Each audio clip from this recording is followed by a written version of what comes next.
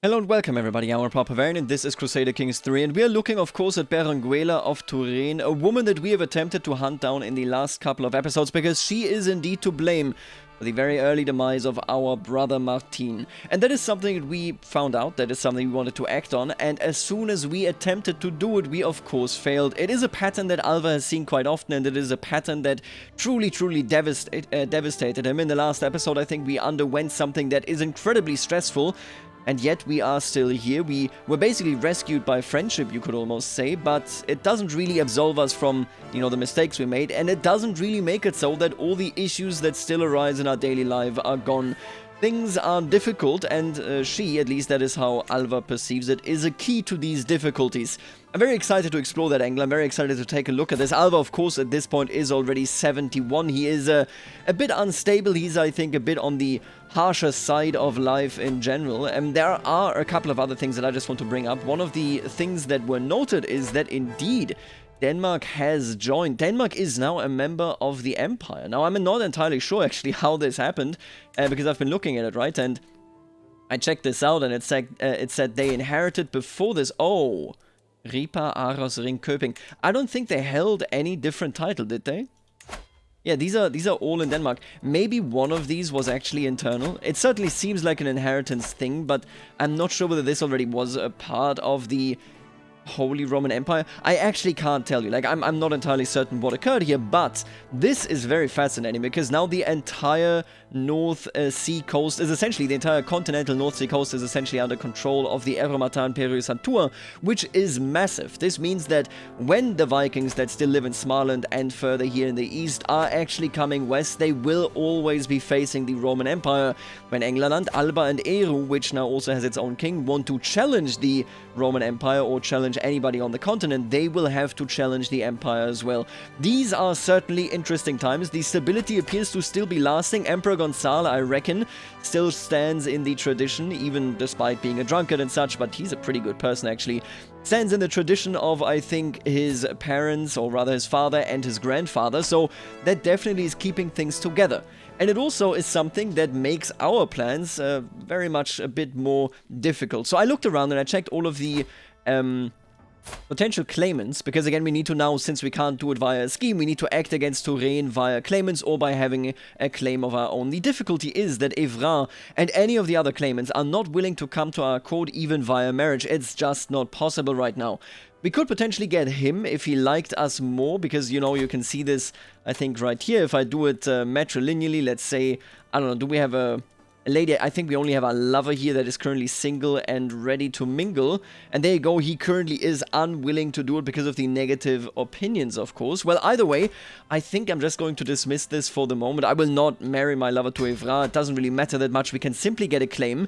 But even when we have that claim, we have to take into consideration that Emperor Gonzalo is at high crown authority. This means that we won't be able to declare a war unless we have a hook on our liege. Very rough. It's an interesting phenomenon because of course this is not something that would occur in the normal Holy Roman Empire. It was not nearly as centralized, but the Erematan Imperio Santua is a bit different. To change this, we either need a hook or we need a liberty faction. Will we stand up directly against our nephew? I don't think so. So instead, I will attempt to fabricate a hook so that he lets us have our petty, well, not all that petty, but that he will let us have our revenge, which means that we will have to try to fabricate a hook right there. And this brings me, actually, to the last thing. We are obsessed with this, right? Whether she lives or dies, it doesn't change anything. Our brother won't come back. Countess Berenguela and, her potential death will not actually fix any of our personal issues. And I saw a couple of comments, and I love these comments because it really, that is exactly the way I was playing it. They stated, I really dislike Alva. Alva is so pathetic. There were no expectations for him, and yet he constantly fantasized them up. And now here we are. It's a train wreck, right? And that's entirely correct, but you have to consider two things. Prince Alva is who he is, and he's a terrible person. He's a person that still, despite everything, despite his own instability, he achieved so much. Just look at this. He unified these areas. Yes, he destabilized the south, but he was a lord that knew how to conquer. And that is something that not everybody can do. He knew exactly how to wage a war, especially here against the Italian lords that rose up against him. And by the way, we're still not quite done with you, Count Fortune. I think I'm going to raise my troops where you are, and then we're going to take you down. But he still achieved things, right? It has to be said as well. It's not entirely a failure that he underwent. Why can't I... Please, I beg you. There you go. That is the menu that I need. And yet, of course, I think everybody can recognize that he is a weak person, that he is a person full of self-doubt, full of imposter syndrome, full of, you know, maybe even self-hatred. I mean, the last episode, again, was very, very drastic, but I think it reflected who Alva is perfectly. Now, as much as I agree with the comments on all of these things, I want to highlight something here that is very important to me, because it is a nuance that, you know, I think we all too often forget in this game, because we look at people and say, oh, this is a failure, I'm gonna disinherit it, he sucks. The truth is, Prince Alva is Emperor Philippe's child. Emperor Philippe in all his greatness was never there, at least not enough for his children. Emperor Nuno turned out right, but Emperor Nuno was also brought up by Emperor Philippe with the idea of making him the next emperor. In the same moment, Prince Alva was seen as just a nuisance. He always shielded him, of course, Emperor Philippe did, you know, by, for example, making sure he wouldn't be in a negative position because of the witchcraft and so on, but he never really said, my son, I trust you and I believe in you and I will make you, you know, show what you can do. And with that, I just want to remind you, Prince Alva should repaint the picture that you have in your head of Emperor Philippe the Great. Not into a bad man, but into a man that certainly wasn't perfect. Prince Alva is the direct result, the permanent, seeking for, you know, purpose, seeking for being sort of acknowledged. All of that is something that that Emperor Philippe did. Alva is in the position that he is in because of Emperor Philippe. And that is something, I mean, that is just a story that, you know, an intergenerational conundrum that is all too often something we overlook in real life as well. So I really like this one. And I gave her Lover's Pox, of course, I regret it. Can't really do much about it, but, you know, you hate to see it. What do you want me to say? Now, I will attempt to revoke this. He's a criminal, so we can definitely do this. It shouldn't be too big of an issue here. There you go, yep, we will start sieging, of course, and we will make sure that he will indeed fall. You know what, I never noticed this. Desertion. 32 levies from Count Fortuna disbanding due to civil war. I never noticed that you get this notification. It makes sense, of course, these would come from his lands here, so them marching off is perfectly reasonable. Mayor Eriprando. Who are you? Nobody really. You know what, I'll sell, yeah, sure. I'll take the money, I would love to be positive. I think it would be significantly better. Child of my dynasty. Yemeno has had a child. He still very much hates me. Man, this is not a good marriage. Aren't like half of these children inbred? 3 of them? 3 or 4 are inbred and this guy is club-footed. Yemeno, that is not a good marriage. May you grow strong and wise, but I don't really think that's gonna happen. Here comes our intrigue perk. Luther's relative is, as I said, very, very important to us, because otherwise we won't even have a chance to really go through with the revenge against Countess Berenguela and her family. It should be said. It goes into both of these directions, and you know what? With that, I will attempt to fabricate a hook on you. If we fail with this, then I have to just tell you, in our personal revenge plot, Prince Alva had basically achieved nothing. Just straight up would have achieved absolutely nothing, which is symptomatic for him, but you know, let's just hope that he at least once will have a success to his name. Urraca is carrying the burden of having given birth to a fatherless bastard. It is terrible for an unmarried woman and her child, yet I cannot let it be known that I am the true father. Oh, what will become of my daughter? I think we feel awful for this. Alva feels truly terrible for Belasquita, but he wants to set her up as well, right? He's not going to reveal who Belasquita is, but I do reckon you will immediately say that is somebody that I will, you know, indeed bring up. A very important ordeal right there. Now let me see. Do we have a... It would be fine spouse, right? Yeah, these are also foreigners here. Who has the highest prestige gain? Yeah, nobody wants to marry her. Pardon me, but nobody wants to marry her here. Yeah, there's not really anybody that can marry her. I think for the moment Urraca shall simply stay in our court. And you know what? If I could, I would like to give her a position. Yeah, just so that she doesn't, you know, just so that she makes a good income. Maybe even court tutor, seneschal. Is she good at anything here? I have to ask. She's not bad at court tutor, actually. Terrible for seneschal, court jester. See, court jester is kind of odd to me. Because people are in favor of it, and yet it's like, isn't that kind of insulting? I will make her the court tutor, I think. She's at least average. That is better than many other things that I have seen. And with that, she will make some money for herself. She will hopefully, you know, have some income even when I'm no longer there. But I cannot announce that that child is mine. Oh, and look at that. We have a rebellion. Duchess Sophie of Verone is rebelling. It is a war against the tyranny.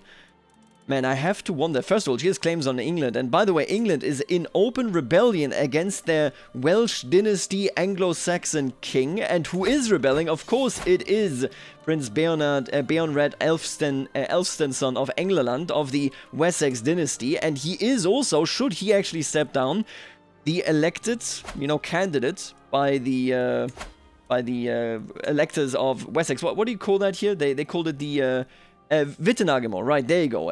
That is voting for him. So the rebel is directly basically ousting the current king of England. Very interesting.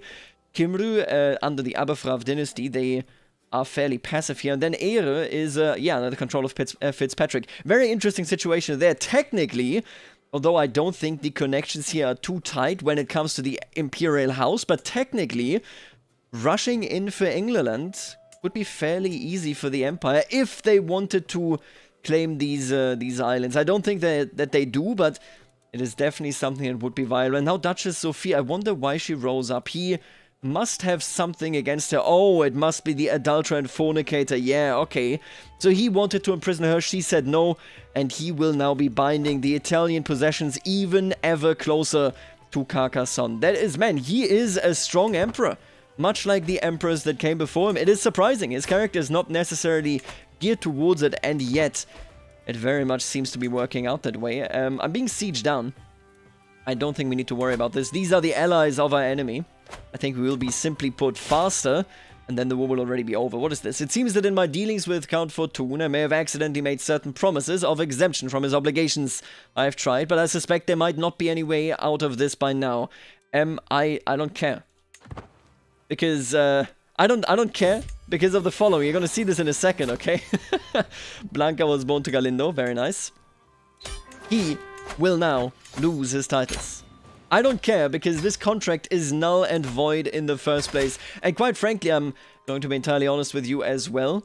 Count Fortune, you did not just rebel against me twice. You fled from prison from your rightful punishment. You will remain here. Possibly, potentially, until the day you die. Now these lands actually here in Italy, it's quite interesting. I'm not necessarily, because we wanted to keep complete control of these lands, right? This was the big goal that we essentially had. And now I'm looking at this, maybe I actually want to hand these out. There are some valid heirs here already. Let me just take a look at this. Who gets what? Ooh. Oh, interesting. It goes all the way down to Carlos now. Huh. If I already give land to Azna, Novara. Yeah, if I were to give him land, right? He would still be an heir, meaning he would be eligible for inheritance, but I wouldn't be this much over the domain limit. Carlos. No, Azna, I mean. I think it's not a bad idea if I give you Novara outright at this very moment. Let me just study this. Yes, so they all still get titles, but I am one less over the acquired holdings, or rather over the domain limit, and on top of that I gave away land that isn't the very important land here related to St. Jacques, so I think this is actually a viable move here that we're making. We are very soon going to be looking at a claim on the county. I will still not create a cadet branch. I addressed this in the past. I don't think it would be a good idea. He wants to stay connected to his lost brothers as much as he can, and the cadet branch is a part of this. No. Fortune stays exactly where he is. I'm sorry to tell you this. Man, they all hate me. They all genuinely hate me. Could I put my lover? Uraka. Ah, she is terrible. Who would you put onto this council? That is a good question. Princess Elfrida. You know what? I need to find something out here, right? No, I couldn't push the claim here. Okay, interesting. I would like to put somebody on the claim on this position that I maybe my son. Yeah, you know what? That's actually the perfect idea right here. Count Azna. You shall be the new spy master. You must support my schemes, of course. You know how it works. I just don't know whether we can actually pull this off. Just based on the fact that, you know, it takes so long. The Liege won the war immediately. Wow, that was a very fast war. I could petition our emperor here for a council appointment, urbanize some counties, underwrite a temple. I like this. To come maybe back into the good graces of the church. The church, by the way, is in a difficult position because Catholicism is currently not... They don't have a lot of fervor. This likely means that people do no longer believe in the authority of the Pope. I would argue that they no longer believe in the authority of the Pope because the Eremita Imperii Sanctua has basically virtually vassalized the papacy. I think we may see a breakout here, and in just a year, we may very well see that breakout, leading to higher fervor, leading to, you know, some galvanized movement here by Benedictus IV, which would be the Crusades that can be triggered in 1095. You know what? I'm going to petition you. I want to come back into the good graces of the church, in the sense that our rivalry, and we are a very imperfect character, we never thought, you know, we want to be as close as possible to the church, but I have to tell you, when we broke with the church, we more so, I think, broke, of course, with the institution under Pope Stephanus. Now it is under our nephew. I would like to be ever closer to the church. I will petition you here. I'm escorted in. I humbly present the case for a new church in the county of Santillanaco, Asturias, which is perfect. This is the way of St. Jacques. We would be making the northern way even more important. Very much exactly what we would want in the settlement of La Reynosa. After listening to the speech, he sits in silence for several moments as he mulls my petition over. Eventually, he addresses me. You make some good arguments, but if I am to agree to your request, I will need something in return. Surely, you would see it benefit both of us if we could come to an arrangement. He wants $50. That's it. So he basically wants me to chip in. You know what? Yeah, I want this. Thank you. Thank you, my dear nephew. He's not all that fond of us, but okay, yeah. He recognized that this will strengthen the path directly under the Imperial control, and so he agreed. I couldn't be more happy about that, I think. Ooh, okay, right, so they were imprisoned. She actually is still imprisoned, and they are now vassals of Polania. Yeah, that's difficult. Yeah, Sweden, look at Duke Odd Wilhelmsen. I actually can't trace the dynasty at all. I don't know how this happened in any way. Over here, the Sardinians lost this part of the duchy that Sardinia itself conquered, and then Mallorca still very much holds this area of Algeria. A very, very interesting situation. I love this family. I really hope that they stick around the way they are, because they founded themselves basically in Tunis, and then they moved on and tried to colonize more of North Africa. These efforts truly existed, historically speaking. Ooh, and there they are. They existed, historically speaking, and I'm quite interested in this. But man, this is... Okay, so let's take a look at this. We have the Cathos now. The Cathos believe... What do they believe here? Let's take a quick look at this. Teaching that all matter was created by Satan and is therefore inherently tainted with sin, Cathos believe that the only way to achieve salvation is to reject the materialistic world and, with it, all worldly desires. Pacifism, Gnosticism, Endura. Adherents can decide to end their life when old, incapable, or near death. Right. There's a certain temptation to this. And when I say temptation, what I mean is that we had these thoughts in particular. That everything in the world is against us is also something that we had in particular. But this is something started in the north of the empire. See, I was so curious whether the... you can see, you know, when you are at a fervor under like 40, you know that there will be a heresy outbreak. I was thinking maybe here would be interesting because they have a distance to the empire. Over here would also be interesting. But man, in the empire is even more interesting because right now, to me, this seems like it is a French movement. It is the French potentially saying the warfare that was brought in by the emperors of the south. The activity in the name of the church basically has been decapitated. It's very, very interesting to me because I don't think we identify with that movement in particular. With the faith itself, we might identify, but Durobor of Anjou, I don't think we would. He has announced that he converted to Catharism, having become disillusioned with the teachings of the Catholic priests. The nobles of Anjou no longer consider the clergy to be righteous and true. As Cathars, they believe their new faith properly aligns with the will of God, and they are distancing themselves from their former religious institutions. I will not convert, but we will take a good look at this. Oh, here we go. Countess Berenguela. Oh my god, if I could... Come on. Everybody must recognize, yeah. We absolutely hate the Cathars now, based on this. She turned. I've prowled... Right, he got a claim on this actually for us. Yes, I will take this claim We are bankrupt now, that's completely fine. We need the hook on our emperor. That is all we need. The heretics down here, they must be declared and we can be the ones that do it. Yeah, you can see it's basically like a northwestern French movement here at this point. He's having a rebellion, that's completely fine. Not too much converted, but Catholicism now is back at 100%. You see some of the Lotharingians here converted, not her, which is very, very good. We don't want her to associate with the French, but yeah, I think it is very clear to me that this is effectively a French movement, and then I guess a Montagu movement as well. Yeah. Ha ha ha ha. Come on, my king. The hook that I get from you surely is one that would allow me to act against these heretics, against these monsters in the north. And Tencendo is indeed a 6 stallion. I gotta tell you, I hope that he pulls through.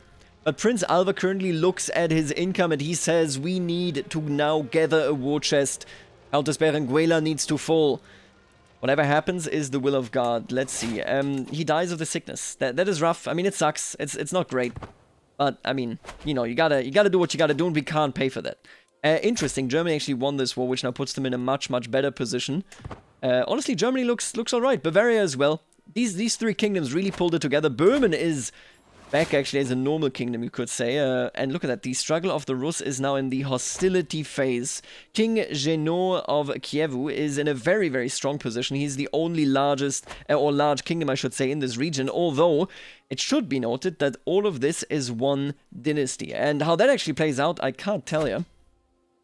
Yeah, the East is very, very volatile, and I love it. Even the Polish, of course, are still fighting between Orthodoxy and Catholicism. I'm quite interested in seeing how that goes, and oh my god.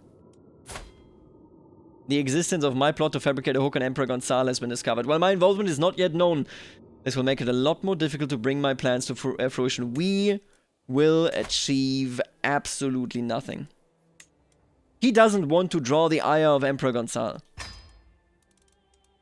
Sadly, I don't think we can change our law, can we? No, we can't. Man. Come on, Emperor Gonzalo. I could join a faction here, I suppose, but I think we basically just are as impotent as it comes when it comes to the expectations that we have in succeeding in anything. Clearly, Countess Berenguela will not actually have to fear us. Unless she and I both live for half an eternity, I think it is quite unlikely. And oh no, there she goes. Adele is gone. What is this? I got an unpressed claim on Armagnac. That's okay. I don't know whether I want to push this. Duke Bermuda II, the Impaler. And then right here, Adele has perished. How did she die? Drank herself to death. We are surrounded, and this is so fascinating. Again, it comes down to our father being the person that made us the way we are by being fairly negligent with us. It is the way I played Philippe, you know? But man, we are surrounded as well by troubled people. Duchess Adele, she may have saved us, but man, she herself was incredibly, incredibly troubled. Now, what this means is that Duchess Blanche has taken over. Duchess Blanche is has Galindo as her heir here. Which means that this will indeed occur. Count Asna Estefanier, also Galindo. Yeah, there you go. Very, very interesting to see. We are actually walking towards this being added to the to the Western Roman Empire as well. Oh, yeah, there you go. Crusader Kings, this is what I was talking about. Christian pilgrims to the Holy Land suffer all manner of abuse, and their routes are fraught with danger. In order to protect the pilgrims and secure Jerusalem for Christ and the faithful, His Holiness Pope Benedictus has accepted the possibility of an outright invasion by joint Christian forces. The way I see this, and the way I would interpret this law-wise, is that after he got rid of the shackles of the Basileia Romaion, after the authority was questioned now by the Cathos here, fairly small movement, but nonetheless a movement that has, you know, indeed found roots here in this area, I think we're looking at a situation, and he already converted. I believe it is because he liked Gonzalo that much, but basically I believe we're looking at a situation here where the Pope now says we need to direct our energy towards something or people will start turning on one another. And this can be true inside of the realm. It is true, you know, for example, fighting in England, and it appears that we will be looking at Crusades here. I honestly am not sure whether we would participate in a crusade. We would get rid of the excommunicated trait here, which is massive for Prince Alva. How does he feel about the current Pope? He doesn't feel too great about him. He doesn't really have anything to gain except maybe rescue for his soul, but I don't know. I think Prince Alva's outlook for life and death is too negative to even believe that he could be saved at this point. Yet again, we have self-doubts. I think I'm going to, go into a whorehouse. Absolutely, I think it's perfectly fine for him to relax in this way. Oh. And Uraka has been imprisoned. It has come out. Wait a minute. Oh, she has revealed it! That I am seeing her in secret with the truth spreading like wildfire. Our passion may not have been as hidden as we would like to believe. Velasquita is still not recognized here, and our lover was imprisoned. Your acquaintance Enrico has died. Barbara has died. Barbara the Golden Tongue. Wait a minute. Despot Alva. We now have a Bosca Rancia king of Helados. Huh. Would you look at that? Orthodox, Greek, distant. Very interesting. How did she die? Died from being ill. Interesting. Who are they to judge? I don't know what to tell you. Emperor Gonzalo certainly is not happy with us. Can I get her to be in my prison for a favor? I could. I don't even have the money to buy her freedom. I think we will buy her freedom as soon as we can, but obviously we can't do it right now. And man, we won't even be tested right now, because this is now where we will actually end the episode. I need your opinions. King Godfrey, first of all, has created a new culture. This is exactly where Croatian and Slovene basically crush towards one another, or, you know, met, and I think that's pretty neat. Pretty cute right here. But, much more importantly, Pope Benedictus issued a call to arms to all righteous Christian rulers. As a Catholic Duke, I am expected to prepare my men in support of this most holy cause, sponsored by the Universal Church itself.